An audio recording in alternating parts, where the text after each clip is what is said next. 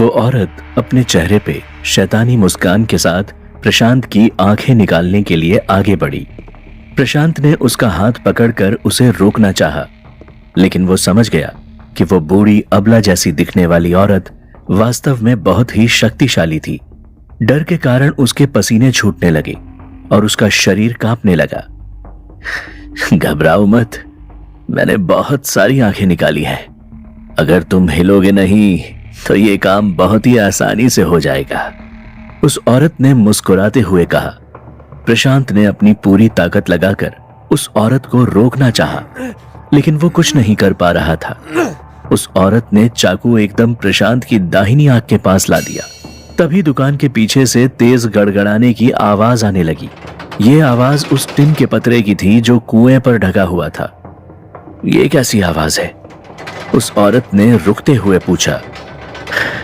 ये आवाज घर के पीछे वाले कुएं से आ रही है, प्रशांत ने फूली हुई सांसों के साथ कहा।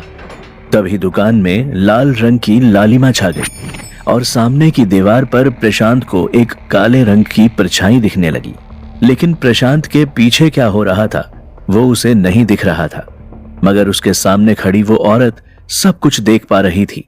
उसने जो भी देखा उससे उसके होश उड़ गए और उसके हाथ वाला चाकू नीचे गिर गया। तुम यहां? ये नहीं हो सकता, कहते हुए वो औरत थर थर कांपने लगी। ये सुनकर प्रशांत चौंक गया। तभी वो औरत बोली, मुझे तुमसे ये उम्मीद नहीं थी। नहीं, ये नहीं हो सकता, नहीं हो सकता। इतना कहते हुए वो औरत दुकान से भागने लगी। प्रशांत ने उस भागती हुई औरत का हाथ पकड़ा। तभी उसके हाथ से वो हरा मणि दुकान में गिर गया, लेकिन वो औरत अपने मणि को वापस लेने के लिए भी नहीं रुकी। प्रशांत ने उस हरे रंग की मणि को अपने हाथ में उठा लिया और गौर से देखा। ऐसा चमकीला मणि उसने आज तक कभी नहीं देखा था। प्रशांत ने जब पीछे पलट कर देखा तो उसे घर के पीछे कुआं दिख रहा था, जिसमें लाल रंग का खून खौल रहा था। प्रशांत सोचने लगा कि अचानक उस औरत ने ऐसा क्या देख लिया था जो वो अपनी जान बचाते हुए दुकान से भागी थी। प्रशांत ने वहां आसपास देखा, लेकिन उसे अपने सवाल का कोई जवाब नहीं मिला। फिर उसने एक गहरी सांस ली, क्योंकि उसकी आंखें बच गई थी। उसने मणि को जेब में रखा और सीधे अपने कमरे में चला गया। ये सब अचानक मेरे साथ क्या होने लगा है? प्रशांत ने बेड पर लेटे हुए सोचा। कहां पिछले 10 दिनों से कुछ भी नहीं हो रहा था, फिर ये अचानक अमावस की रात से ये क्या ड्रामा शुरू हो गया है? प्रशांत अपने बेड के कोने की तरफ देख रहा था कि उसे महसूस हुआ कि उसके कमरे में एक काला साया दरवाजे की दरार से आ रहा था। धीरे धीरे उस काले साए ने एक मनुष्य नुमा आकृति धारण कर ली। हाँ, तुम कौन हो? प्रशांत ने डरते हुए उस काले साए से पूछा। वो काला साया स्थिर नहीं था। कभी उसमें किसी इंसान की शक्ल बनती तो कभी सिर्फ धुआं ही दिखता। मैं होरी हूं और तुम मेरे नौकर। उस काले साए से आवाज आई। प्रशांत ने गौर किया तो काले साए के चेहरे नुमा आकृति पर 2 लाल रंग की आंखें टिमटिमा रही थी। मैंने तुम्हें उस औरत के चंगुल से बचाया है। अब तुम्हारी जान मेरे पास गिरवी है। मैं तुमसे जो कहूंगा वो ही तुम्हें करना होगा। काले साए में से गूंजती हुई आवाज निकली। ये सुनकर प्रशांत हक्का बक्का रह गया। उस काले साए में से फिर से आवाज गूंजी। मुझे किसी बेगुनाह की बलि चाहिए। ये खून से भरी बोतल लो। एक सुनसान चौराहे पर इस खून से एक यंत्र बनाना और फिर इस मंत्र का 3 बार उच्चारण करना। काले साए ने प्रशांत को आदेश दिया। मैं ऐसा कुछ भी नहीं करूंगा, प्रशांत ने डरते हुए कहा। मैंने आज तक किसी बेगुनाह का खून नहीं किया है और ना ही किसी के कहने पर ऐसा करूंगा। काले साए ने हंसना शुरू कर दिया। उसकी भयानक हंसी से पूरा कमरा गूंज उठा।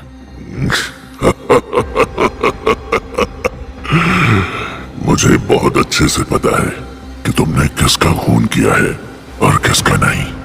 काले साए ने कहा। यह सुनकर प्रशांत चौंक गया और वो हड़बड़ाते हुए बोला, वो एक दुर्घटना थी, मैं उसे मारना नहीं चाहता था। तो एक बार तुम फिर मेरे लिए एक बेगुनाह की बलि दो, और अगर तुमने ऐसा नहीं किया तो तुम्हारे किसी अपने की बलि मैं खुद ले लूंगा। उस यंत्र का चित्र तुम्हारे दादाजी की दुकान में बाएं हाथ की दीवार पर दिख जाएगा। उस यंत्र को इसे खून से बनाना और वैसा ही करना जैसे मैंने कहा था। और अमावस की रात को मेरी नींद खुल जाती है और 24 घंटे के अंदर मुझे खून की बलि चाहिए होती है। हाँ, अगर मैं ऐसा ना करूं तो? प्रशांत ने पूछा। वो गहरा काला साया अब एक बादल बन चुका था। वो बिना प्रशांत को जवाब दिए दरवाजे की दरार से गायब हो चुका था। काले साए के जाते ही कमरे में उजाला हो गया।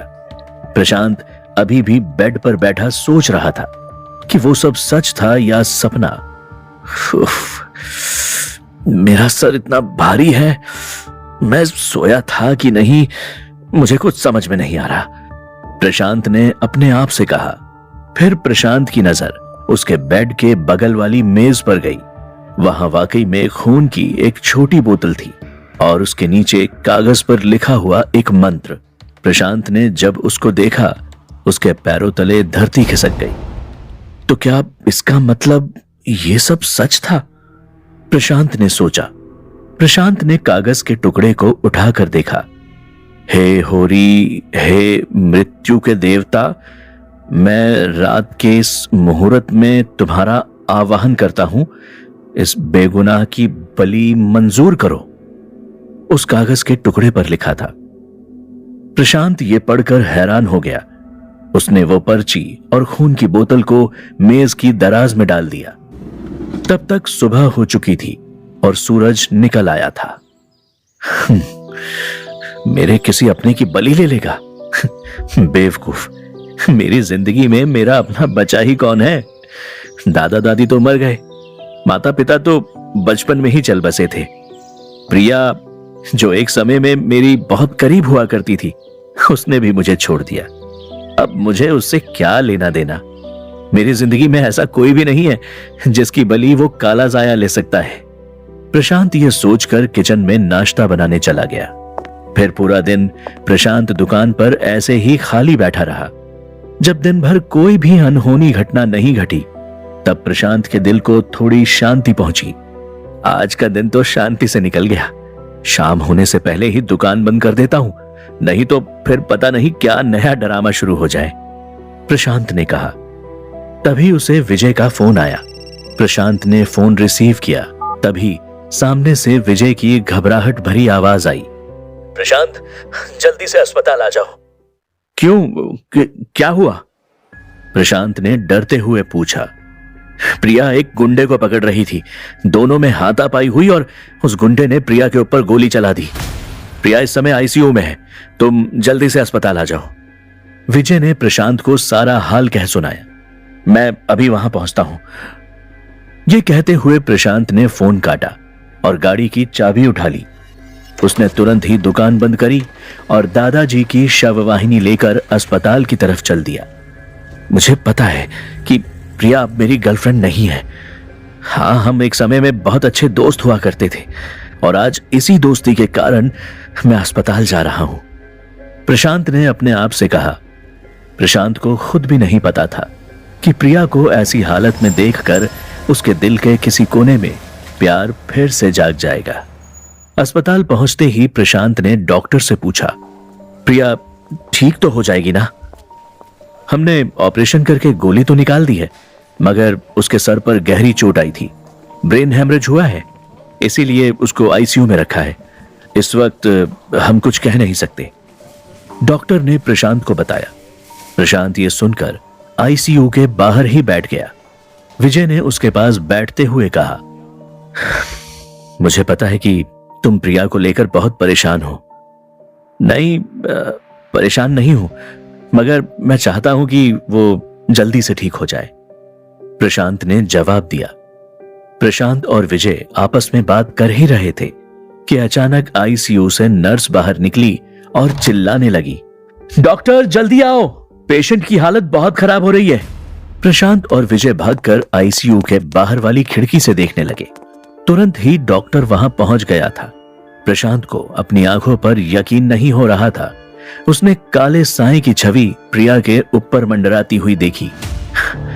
विजय, क्या तुम्हें भी वही दिख रहा है जो मुझे? प्रशांत ने विजय के कंधे को अपने पास खींचते हुए बोला, हाँ, वो प्रिया को ऑपरेशन थिएटर लेकर जा रहे हैं, शायद कोई कॉम्प्लिकेशन हो गई है। विजय ने जवाब दिया, नहीं नहीं, वो नहीं। क्या वो काला साया तुम्हें भी दिख रहा है? प्रशांत ने उंगली से इशारा करते हुए पूछा। विजय ने प्रशांत को घूरते हुए देखा और कहा, कौन सा काला साया? इतनी देर में डॉक्टर और नर्स प्रिया को ऑपरेशन थिएटर में ले गए। विजय ने प्रशांत के कंधे पर हाथ रखते हुए पूछा, किस काले साए की बात कर रहे हो तुम? वो काला साया वाकई में प्रिया के ऊपर था। प्रशांत ने विजय के हाथ को हटाते हुए बोला। विजय का चेहरा देखकर प्रशांत समझ गया कि वो उसकी बात को नहीं मान रहा था, मगर प्रशांत को क्या करना था ये उसे समझ में आ गया था। उसने तुरंत अस्पताल के बाहर दौड़ लगा दी। अरे रुको रुको प्रशांत, कहां जा रहे हो? पीछे से विजय चिल्लाता रहा, एक बहुत जरूरी काम है। प्रशांत ने बस इतना ही कहा। प्रशांत ने गाड़ी को तेजी से अपने घर की तरफ मोड़ दिया। घर पहुंचते ही वो सीधे अपने कमरे की तरफ भागा। प्रशांत ने मेज की दराज खोली तो वहां पर खून की छोटी बोतल और वो पर्ची रखी हुई थी जो होरी ने उसे दी थी। उसने तुरंत दोनों चीजों को अपनी जेब में रखा और भागता हुआ दुकान पर आया।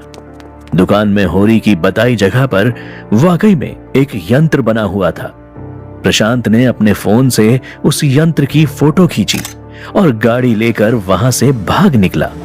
गाड़ी चलाते चलाते प्रशांत एक वीराने में पहुंच गया। उसने वहां गाड़ी रोकी और उतरकर वहां पर बने एक चौराहे के पास जाकर रुक गया। शायद ये जगह ठीक रहेगी, प्रशांत ने सोचा। उसने अपने जेब से खून की बोतल और पर्ची निकाली। प्रशांत ने अपनी घड़ी देखी, रात के 12 बजने को थे। वहां आसपास कोई नहीं था। प्रशांत ने जल्दी से चौराहे पर जाकर खून से यंत्र को बना दिया और वो मंत्र बोलने लगा, हे होरी, हे मृत्यु के देवता, मैं रात के इस मुहूर्त में तुम्हारा आवाहन करता हूं। इस बेगुनाह की बलि मंजूर करो। 3 बार इस मंत्र को बोलने के बाद प्रशांत ने अपनी आंखें खोली। कोई अनहोनी नहीं हुई थी तब तक।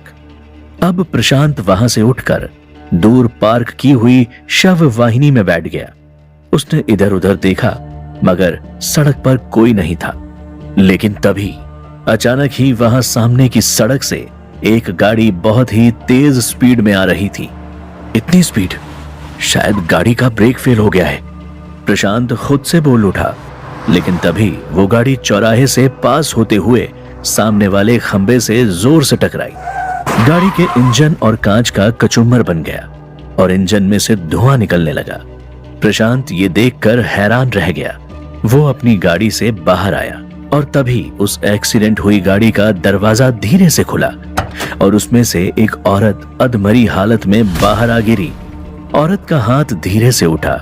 उसने मंद आवाज में कहा, मेरी मदद करो। प्रशांत उस औरत की मदद के लिए दौड़ा, लेकिन जब तक वो उसके पास पहुंचता तब तक उस औरत की मृत्यु हो चुकी थी। प्रशांत ये सब देखकर बहुत डर गया था। वो समझ गया कि होरी ने उस बेगुनाह औरत की बलि ले ली। उसने औरत के करीब जाना ठीक नहीं समझा। प्रशांत वापस गाड़ी में बैठा और गाड़ी विपरीत दिशा में मोड़ दी। आज मुझसे वो हो गया जो मैं कभी नहीं करना चाहता था। मेरी वजह से उस बेकसूर बेगुनाह की जान चली गई। इस काले साए ने मेरी जिंदगी बर्बाद कर दी है। मुझे जल्द ही इसका कोई उपाय ढूंढना पड़ेगा, नहीं तो पता नहीं और कितने बेगुनाहों की मौत का जिम्मेदार मैं बनूंगा। प्रशांत गाड़ी चलाते हुए भावुक हो गया था और उसकी आंख के कोने से आंसू बहने लगे थे। तभी उसका फोन बजा। प्रशांत ने फोन उठाया तो सामने से विजय की आवाज आई।